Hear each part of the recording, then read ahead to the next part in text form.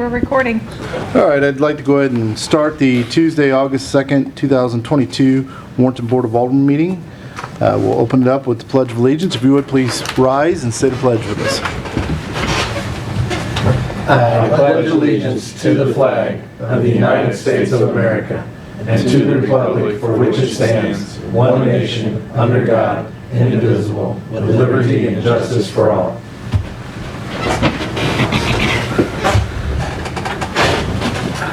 First item be consent agenda.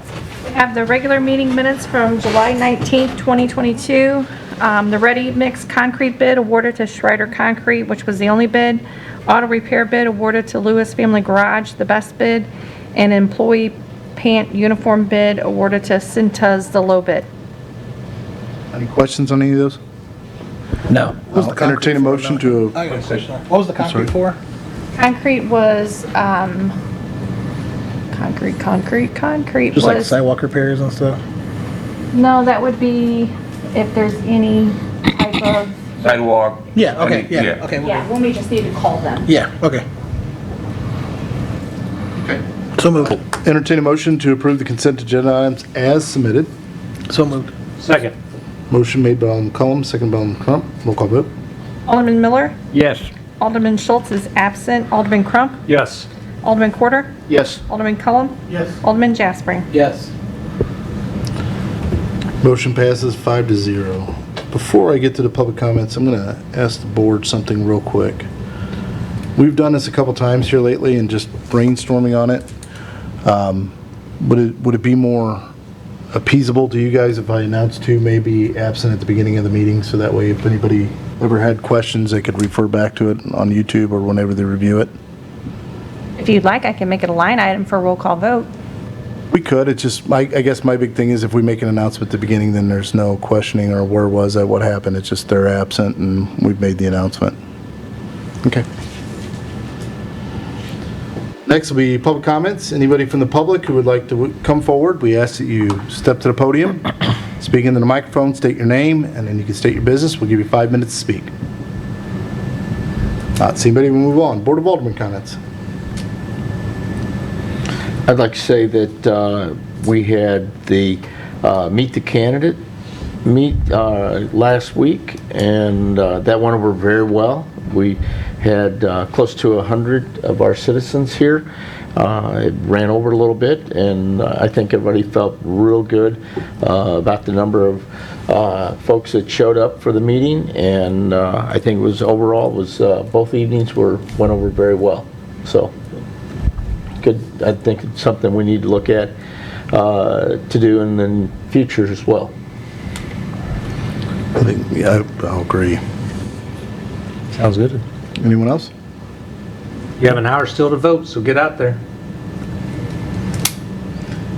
Yeah, I'll springboard off that. Yeah, exercise your right.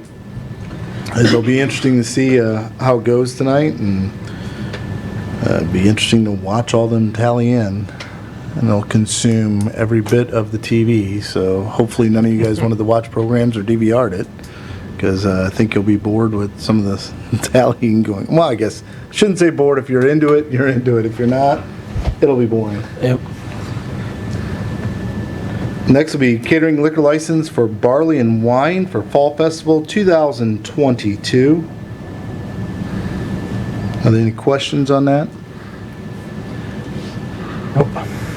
I'll entertain a motion to approve the cater liquor license for Barley and Vine for Fall Festival 2022. So moved. Second.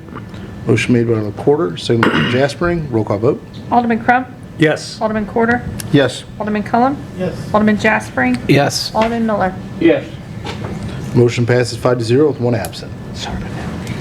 Oh, no, you're good, you're good. Next will be the renewal of the Agape service contract. Michelle always comes and gives a great presentation to us. I'm the only one here. I know. Feel You guys came all special. this way just for me? That was so nice of you. Everybody else is out voting, right? Right? I already voted, just to be clear. I think all of you know me, and my name is Michelle Bernth. I'm the Executive Director of Agape. Thank you for your time tonight to talk about the renewal of the Agape service contract. and to Melody for setting me straight when I emailed her. I'm just like, what am I doing? I believe that you all have this packet in front of you. But as a quick reminder, on the second page is our mission statement and what our focus is, which is fighting hunger and preventing homelessness in Warren County. We do serve the entire county, and we serve low-income individuals who live in this county. The last time I was here, if we can go to the next one, the last time I was here, I kind of went into a deeper dive into some of our programs. So when we talk about the work that we do, we use this graphic a lot of times to kind of show how our programming is structured. So the Client Choice Food Pantry is kind of that foundational element. It's the original program that Agape offered 25 years ago. We continue to offer it now, and it sort of underlies everything else that we do. I talked last time pretty in depth about some of our programs like JobStar and Spark, which are both job training programs. One is focused on adults, one is focused on youth. And SAFE, which is our homelessness programming focused on emergency shelter, rapid rehousing for families who are experiencing a housing crisis. And then some of the other services that we provide. CSFP is the FDA's or the USDA's, senior box program. So we provide supplemental food to senior citizens who live in this community. Our Share a Holiday program, we provide Christmas gifts to over 1,000 kids here locally. The same with the Back to School Bash, which is coming up on August 13th. We provide school supplies to over 1,000 local kids. No Hunger Holiday is a partnership with the Knights of Columbus for Thanksgiving meals. And then food fairs are just large-scale food distribution events that we do in partnership with the St. Louis Area Food Bank.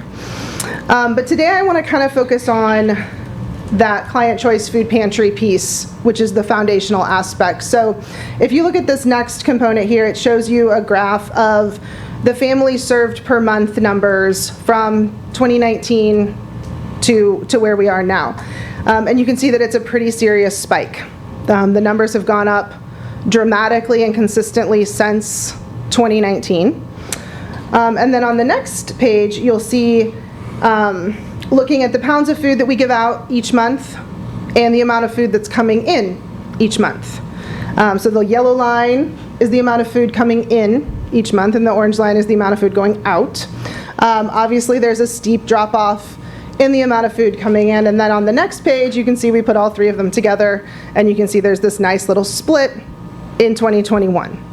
And so you can see the amount of food coming in has gone down, the number of families that we're serving has gone up, and the amount of food going out has stayed steady. So if you look at the next page, some of the key takeaways here is that the amount of food that's coming in to our food pantry has decreased by 30%, which is a significant amount. 2, we've been distributing more food than we've had coming in. We've been upside down in terms of the amount of distribution there for almost a year, which is not sustainable, right? We cannot do that forever. And 3, an increase in resources, both monetary and food-wise, will be required for us to continue to be able to serve this number of people in this community. So if you look at food insecurity and who we serve here, 27% of the city of Warrenton's residents receive some kind of service from Agape. And then if you look at our client base, it's made up of 53% of our clients live within the city limits of Warrenton. And so then looking at the financial cost of those services. So for those of you who weren't here then, in 2019, we did enter into an agreement that the service contract would be extended for those 3 years, and that we would not ask for any kind of an increase for those 3 years until 2023 from the amount of $20,000. If you look at the service contract broken down by the number of City of Warrenton residents that we serve, it breaks down to $8.39 per resident. The amount that we spend on those same residents is $91.92 per resident, and that does not include food. And then if you look at the value of the food that we provide to those residents, it's $559.68 per resident. So that's just kind of a look at how that money breaks down and what it does. So I just wanted to kind of lay that out for you guys so that you could see how much is coming in, kind of how much is going out in terms of food, the number of families that we're serving, and kind of look at that whole picture. So obviously I'm here to ask for a renewal of the service contract. I'm happy to answer any questions if there are any. The folks that you have work for your services, are you having problems with volunteers? Or I know a lot of businesses and not-for-profits have a problem with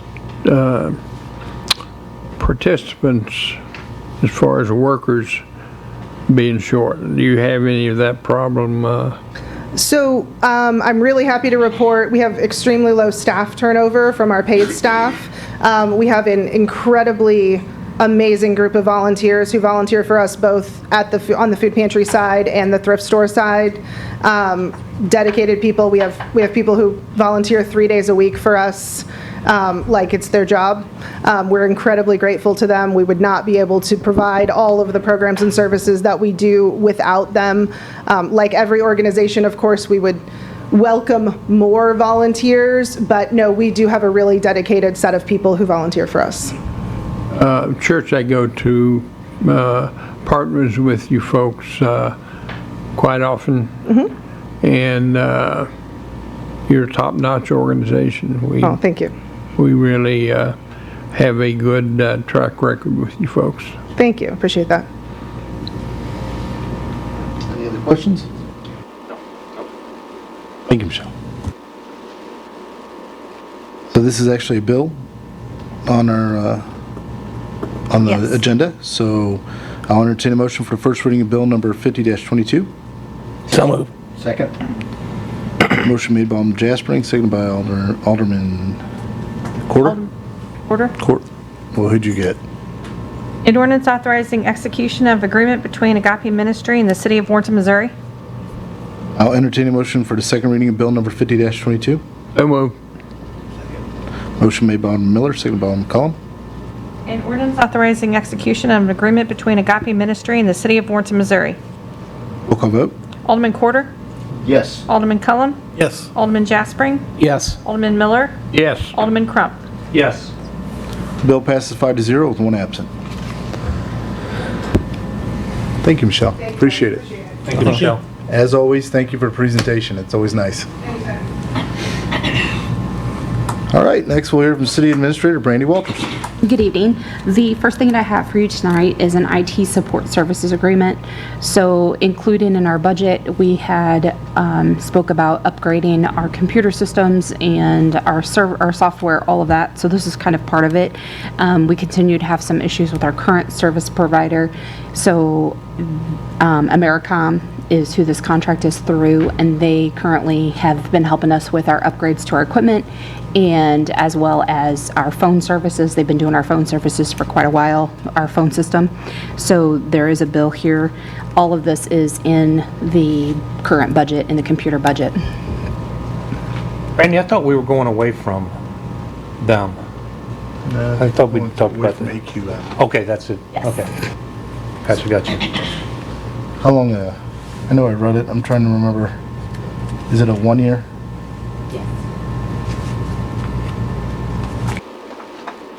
Any questions? No. There again, this, Do they charge for support calls? Or do No. no charge on No, that? they do not charge us. In fact, they've been helping us through our current upgrade. We've already purchased some of our capital hardware, so they've kind of been walking us through with AQM on the side as getting all of that hooked up. So they do not charge for our extra That's for calls. the entire contract? Yes. Thank you. any other questions? This also is a bill. So I'll entertain a motion for the first reading of bill number 49-22. So moved. Second. Motion made by Alderman Crump, second by Alderman Jaspering. An ordinance authorizing the mayor to execute an agreement for IT services with Americom Technology Solutions. I'll entertain a motion for the second reading of bill number -4922. So moved. Second? Okay. Motion made by Alderman Miller, seconded by Alderman Corder. I'm sorry, who was the first? Miller? Alderman Miller? Ordinance authorizing the mayor to execute an agreement for IT services with Americom Technology Solutions. Roll call vote. Alderman Cullum? Yes. Alderman Jaspering? Yes. Alderman Miller? Yes. Alderman Crump? Yes. Alderman Corder? Yes. Bill passes 5-0 with one absent. The next thing I have for you tonight is soliciting funds in the city limits of Warrenton. So this is just a discussion, so that way I know how we want to move forward. Currently, we need to update our code with new case law, and one of the things is we have to do some changing to some verbiage in what we call them. But if we put it in there as no soliciting on city streets and city right-of-ways, then it eliminates everyone. So we cannot discriminate on what organizations are out there. So if you have a fireman collecting in the boots, they would not be able to be there, no different than something else that's off the wall. So you'd have to treat them equally. So it's just up to you guys how you want to move forward, because we're going to make the code change for the next board meeting. But it's a matter of, do you want it or you don't want it?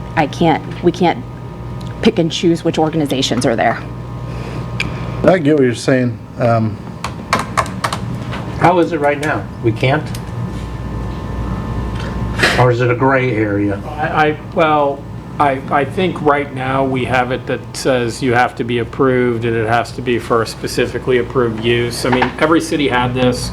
There was a Circuit Court of Appeals case. Literally, there's a guy in St. Louis County that goes around and, well, I probably shouldn't say this, but I think he tries to set up this challenge to this ordinance and finally got a challenge to an ordinance and got a settlement with St. Louis County that was a content-based restriction. And what the court said, and it makes sense if you look at the expansion of the First Amendment and signs, you know, where we can't regulate content. At one point we had an ordinance that said churches could have this sign that regulated the message, right? Now they're expanding it to our right-of-way, which is, you know, kind of a traditional public forum, right? Where they're saying you can't allow certain people, like I think our ordinance right now, and I can look it up, says you can't solicit money, right? Well, that's message, right? It's, you know, you can't solicit money for yourself, but you can solicit for a charity. So what the city has a choice of, and I've seen this, you know, we've done similar legislation in the other cities I represent, and same with other ones in St. Louis County. The city can say, in your right-of-way, look, this is for roads and not for pedestrians, except when they're walking in a designated area. Do you really want people weaving in around cars that are at major intersections? If you want to not have the guy right by the interchange with a sign that says, I lost my job, please give money, then you cannot allow and regulate the message anymore of the guy saying, well, the firefighters are okay, or the Knights of Columbus okay, but you're not, right? So we can't have that distinction in our code anymore. So I think it's a question of how bad is the guy up there soliciting versus the good, you know, what you would, I think a lot of people would say it is a good purpose to have the firefighter soliciting. So you all have to decide, and I don't know that you need to be specific tonight, because we're going to follow what the Federal Appeals Court of the 8th Circuit said. We're not going to do what our ordinance says, because we got to follow what restrictions are constitutional. But you have to decide are you going to tell everybody no, or are you going to tell everybody yes? That's as simple as it comes down to, because we can't tell people it's okay and other people it's not. It's message neutral, so everybody's okay or nobody's okay. So what about the little kid with the lemonade stand by our city street? But if you look at the way it's written, and I would propose to you, Mayor, to sidestep your question, Counselor, and say, in response, Mom and Dad usually have them over on the sidewalk, which is Correct. allowable under the draft ordinance You're correct. we proposed. Just not up Anybody against the can road. stand on the sidewalk, you can't walk in between the cars. Now, I've talked to a lot of law enforcement officers.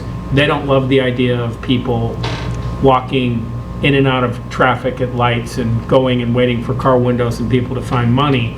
They tolerate it, I think, because it's part of the firefighters or whatever, but It's still a traffic hazard. it is a traffic hazard. My opinion is you have designated walkways for pedestrians to cross.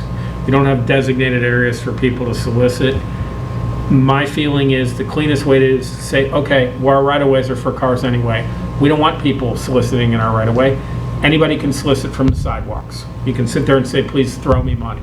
But walking in and out of cars, that's my suggestion. Now, you will get complaints. I'm dealing with complaints in the city right now where there's an organization that does an annual Tootsie Roll thing, and they're like, whoa, whoa, whoa, we should be able to do this because what we do is for this charitable cause. It's not asking for money for myself. And it's a difficult conversation to have. And you may get some feedback from this meeting, and I would encourage the public to give you guys some feedback to know what direction to go, but that's what you have to weigh, all or none. I think for me personally, I think it should be none. If it's, like you said, just those city streets, right? So like if somebody was standing at, let's say, Walmart or wherever, they could still have their sign there and we couldn't touch them. They get permission to go on private property. We have no discretion. We don't license that. We don't do anything. So Girl Scouts want to sell cookies and Schnucks, or Walmart say it's okay. That's perfectly fine. We can go buy all the cookies we want.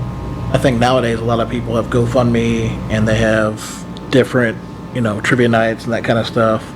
So, I mean, me personally, I'd say none on the streets, but what do you guys think? Yeah, we're just talking about on the streets, correct? In the right of way, in the streets, yeah. Sidewalks, you can be on the sidewalks, right? But within that driving area, within that roadway that, is intended, because I mean, Mayor will tell you this, the traffic laws are very specific for where a pedestrian can go on a road. Now, most people don't follow it, but it's specific to where there is no traffic, where you have to. It's actually pretty interesting. It's pretty intricate the way. Chief probably knows better than me about it, but our laws really are not designed for somebody to walk in and out of cars. And it does congest up traffic. I get it may be just seconds, but it congests traffic. Yeah, 100%. Don't take long for traffic to be congested. You're right. No. So let me ask you, just so I kind of have a shot of where we're going. What if we get the argument of they're soliciting from the sidewalk and only step out to approach to grab something from someone? I think the way we've constructed it, the activity of stepping off the sidewalk to do it would constitute soliciting within the roadway that would not be allowed under our ordinance. So, I don't have a problem with it. I'd rather it be none. Yeah, for safety. Blanket none. We still have that quite a bit or not much, or? I didn't see one today coming in, but once every other time I come in. Last month, there were 2 in a row from 2 different intersections. Just a couple weeks ago, we had Yep, and they were none were local. Yeah, that's the, We had 4 guys up here at this intersection. And then we had 4, the one down from it Yeah. at What were the same time. the organizations? And this one, One was a church organization, one was soliciting for a funeral. Whoa. this one, and when I stopped, neither was local. Neither one was local, No. were they? No, That's the other side of it. So it was a scam? They just scammed with money? can't say it I don't know, was, but it would lead to believe. I'm not sure what Give it me your was, but it money, wasn't. They please. weren't local. How many people rolled out their windows? I'm like, if you did not give money, I've been dealing with this issue, and I have one that's accelerated in one of my other municipalities, and I see these guys standing there, and I'm like, stop, please, they will go away if you stop giving them Right. money. Stop, stop, stop. Yep, no, Sorry, I didn't editorialize. is there, But I sit there and I'm I guess the better question is there anybody against doing a blanket none? no. Okay. No. That'd be the easier way to put it, so I think none is the way to go. we'll bring something back to you at the next meeting then. The only other couple things that I have for you is we had the Meet the Candidates, so I appreciate you guys that came out for that. National Night Out, of course, is tonight from 4 to 8. If anybody wants to stop by there, it's out at the Warrenton Athletic Complex. And then we have a work session next Tuesday, August 9th at 5 p.m. And that's all that I have.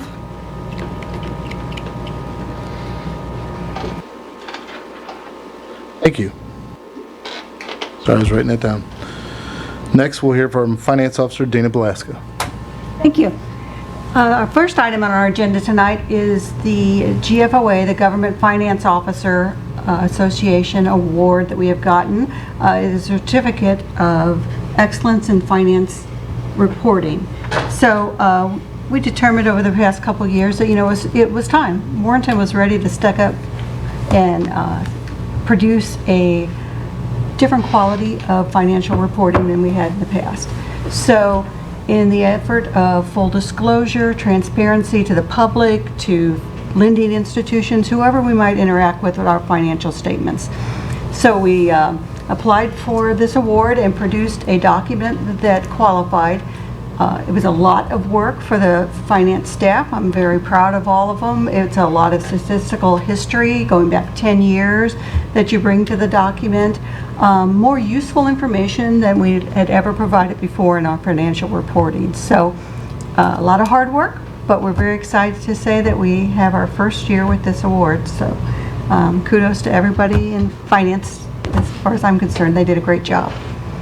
I will say on that note, Dana, you're one of the more humble people in our staff. You usually don't want anybody to toot your horn or say anything about you, but you do provide us with the transparency and clarity to be able to go against anyone and show them our finances. So that takes a big effort and it takes a lot of work.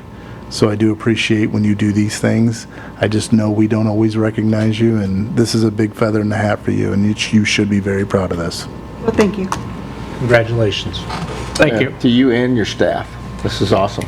I think a lot of people don't mention it because finances scare the heck out of all of us. So we see big numbers that we don't normally see. So Let's pay this bill, 1.2 million. right. Right. And then Guy Jeevers walk in.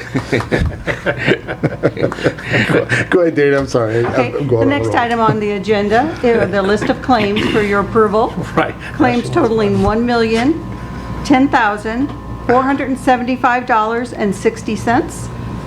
Were there any questions related to that list of claims? None.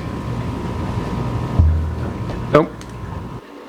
I'll entertain a motion to approve the accounts payable in the amount of $1,010,475.60. Second?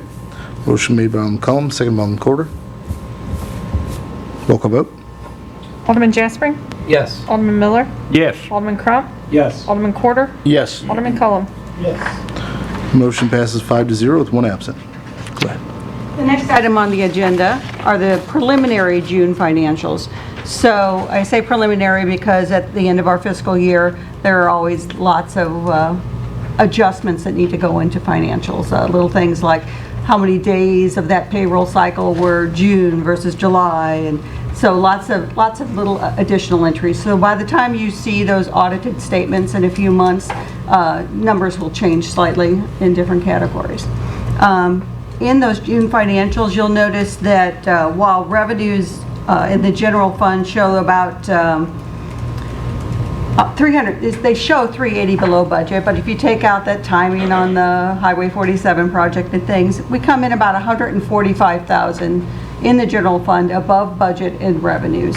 So a mixture of things like sales tax slightly above, franchise fees slightly above, the difference in the trash contract from the original contract to the final contract, and also permits and things came in a little bit below budget for the housing changes this year, a little bit less new starts on housing.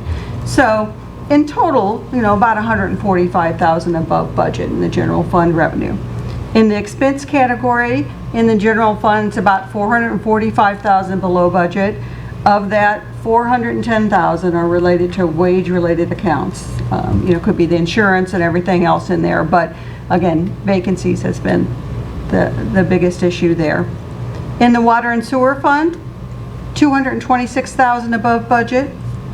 A combination of water, 155,000, sewer, 100,000, and connection fees were slightly lower again with the housing starts, about $98,000 below budget. Operating expenses for the water and sewer fund, 120,000 below budget. Again, about half of that related to vacancies and the other half related to other large repairs that may not have happened during the year. Were there any questions related to those June financials? I don't have any. No. Thank you. I do have just a question. Did we talk or discuss at one time moving from a fiscal year to a calendar year? We had talked. Yeah, didn't we do that? Yeah.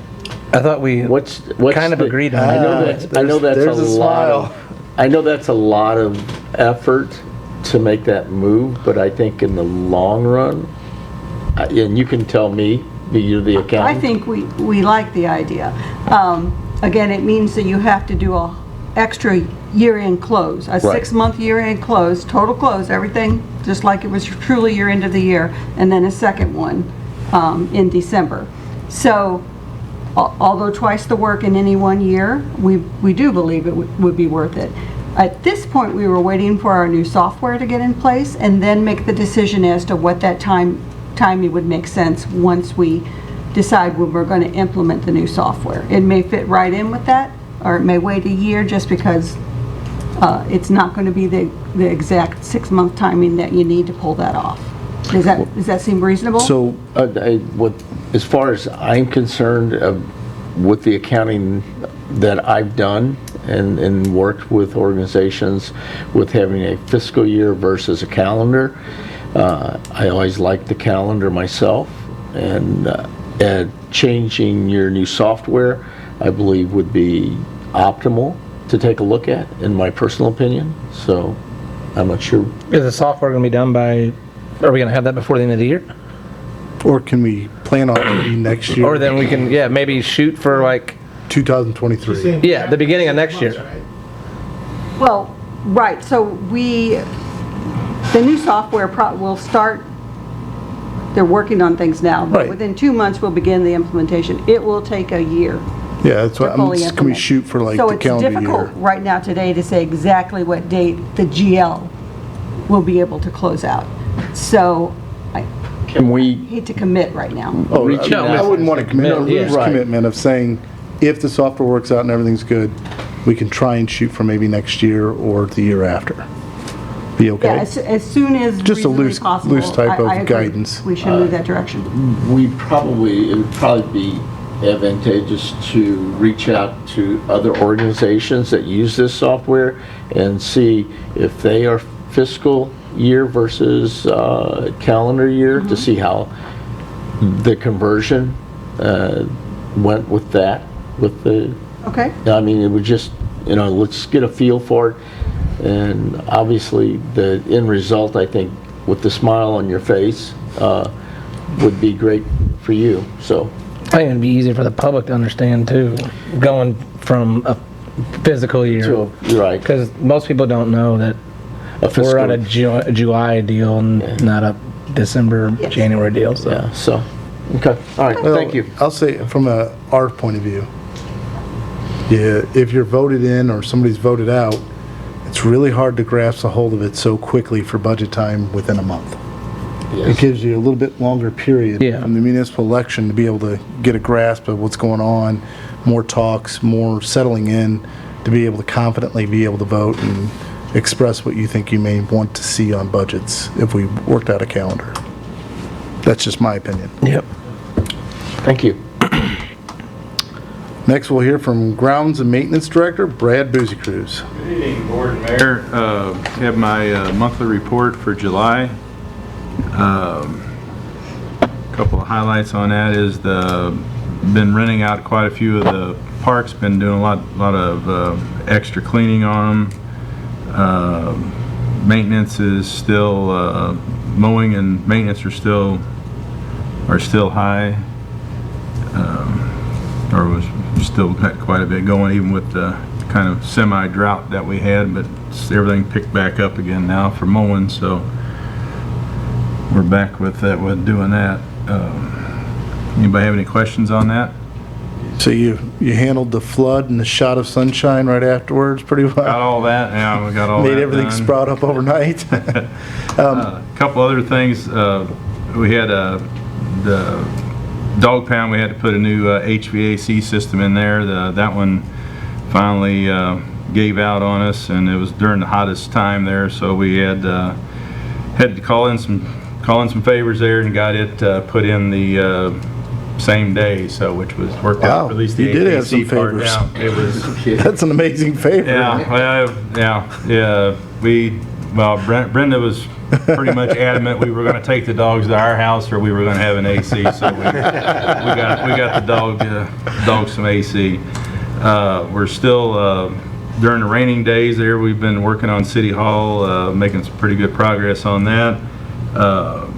Doing quite a bit of maintenance out at the pool on few things out there. And also, I don't know if I mentioned this last time, at the batting cage, the Rotary Club that paid for the concrete, that batting cage is up, and that's the Bob Highsong Memorial batting cage. There's a sign up out there with That's great. with the Rotary name on it and stuff, and it's being used quite a bit. So, Awesome. Is that out at the complex? out at the complex. That's on the between B and C fields. I'm glad they put Bob's name on that. I mean, Yeah. Bob did a lot of good things in our community. Yes, he did. And I never heard him actually say, hey, include my name on it. He just wanted to do a lot of good things. How's your employee staffing, Brad? Down.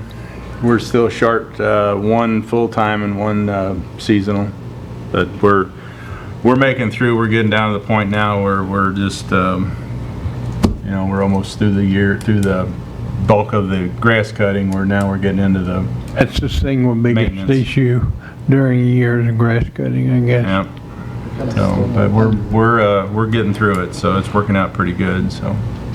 Alderman Miller kind of stole my thunder. I was going to ask you, with your huge crew that you have, being facetious on that, we had talked to a few people who were asking how hard it would be until we can get to phase 3 of adding possible stripes to some of the tennis courts to be able to incorporate a pickleball lineage to be able to play pickleball at that. Is that a difficult thing to do or not? No, it's not. I just had to talk to John because that was in that budget or the grant thing that we were going for. We were going to do so.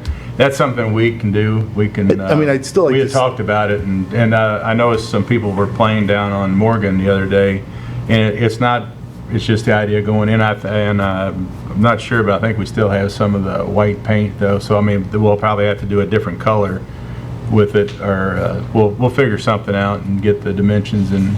And if it's something that's going to cost money, come back to us. I think we've got. We'll make do for right now, because if we get that grant next year, I think that's some of the stuff. So it'll last at least a year. So Yeah, I just know some people are really enjoying it, and I'm surprised how much it's catching. Yeah, there's quite a few of them. There's leagues and stuff. Yeah. I mean, it's quite the thing right now. I think my wife wants to get my big rear end out there to lose some weight and maybe play. So I'd like to say, Brad, maybe we can't get that done. All the rain could wash away the stripes.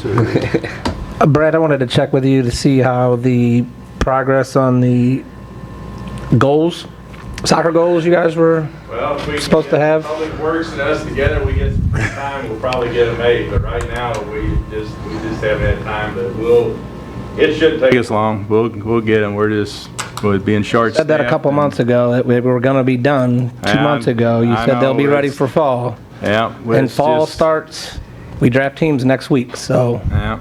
We'll see what we can do. We might have to pull off all grass cut and all street work to see if we can get it done. Call Joe. When is it, do the folks turn the sidewalks over to us? What's the, 147. That will not be until they have done their complete walkthrough. And as you know, we had the rain this last week, so they have a lot of stuff they have to go back and fix. So the walkthrough was originally, I believe, this next week. On Monday. But it's been pushed out for 2 weeks because they have seven or 10 days to fix what is messed up already. I have a few people still asking when the grass is going to be cut. Yeah, so it's not going to be done until we do our final walkthrough and everything is fixed. Can you do me a favor? Let's put something on a blurb of some type on our city website and on Sure. Facebook, advising everybody so we can kind of stop taking it on the chin because everyone's commenting about it. And I'm not saying we need to answer everybody's comment, but we need to educate the public that it's not turned over to our services and therefore it's not legal or I wouldn't say legal, it's not good for us to be able to do that because if something does get injured or something happens, we're liable for anything. Correct. Or we break a contract. But let's educate them on what that is so that some of the misinformation out there can be combated. I mean, is that agreeable? Yep, that's a great idea.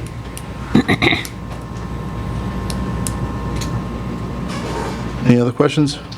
Nope. All right. Thanks, Brad. Next, we'll hear from Public Works Director Guy Jeevers. Good evening, Mayor and Board.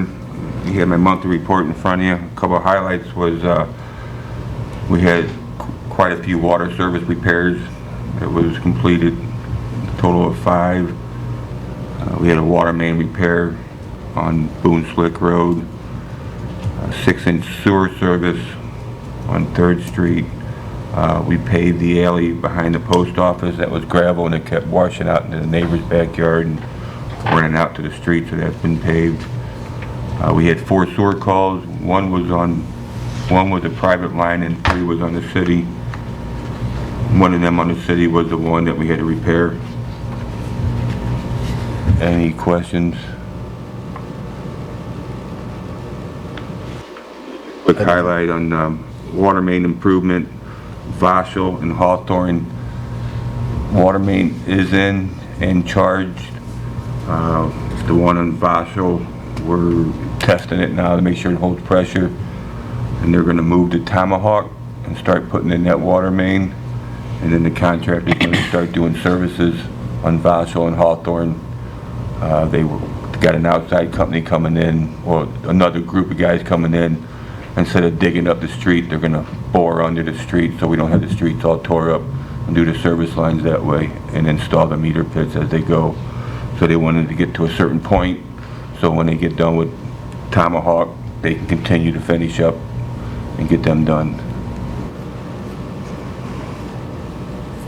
Any questions? Questions or comments? Nope. Thank you. Thank you. All right, I'll entertain a motion to close the regular Board of Alderman meeting. So moved. Second. Motion made by Alderman Crump, seconded by Alderman Miller. All those in favor say aye. Aye. All those opposed say nay. We are so